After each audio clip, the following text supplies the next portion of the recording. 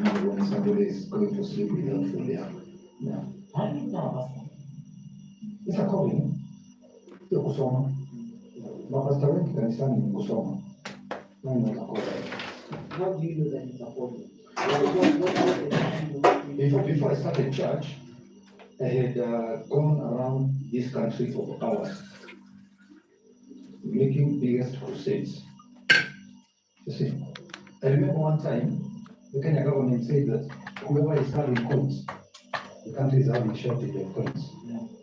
I had 12 bags of 90 kg in my house.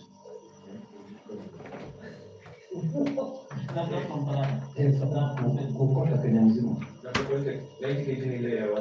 Hii ya waru. Hii ya kumejaa coins. I had 12 of them. 12 of them. Full of coins.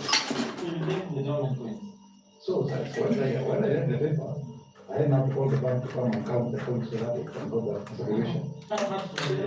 When there were about 13 or 14 million.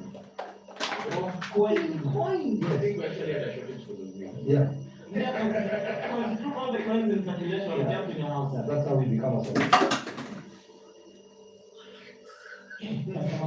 Yeah. So back to this calling. Mm-hmm. How does the calling happen? Is it something you feel within yourself? Did you dream? Do you get vision? No. You see, you can do something which you don't like, and it brings you stress. Like now, many heart attacks in the world happens on Monday. Because what people do is not what they like. Hmm? But if you do something and you say in it, you know you have a calling on that. And the one who has called you is supporting you. If the one who has called you is not supporting you, you are looking for your own support, then vacate from that calling. Like Jonah. When Jonah went to Tarishish instead of Nineveh, he paid for his fare. He made those people lose a lot of products in the sea. Yeah? And then finally, he was thrown in the ocean. Yeah? Now, to go to Nineveh, he did not pay the fare.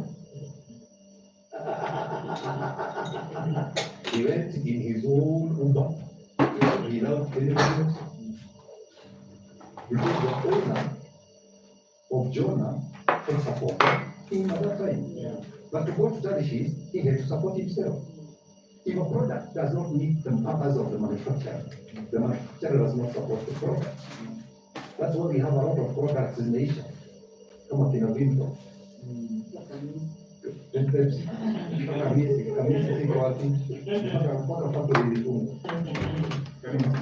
Lakini Coke every day amka tu utaiona kwa TV every day from when you are young. Why? It's meeting the purpose of the manufacturer. You see? So when a preacher does not meet the purpose of the manufacturer, lazima akome wapi. What is the line between calling the deal and doing it? Because we're finding sadaka yote ya kanisa yako umesimama. Yes. You don't need to go from Mungu. Na niye Mungu mtunzi alisema mtu akule jasho yake. Nikizuri nani natoa jasho.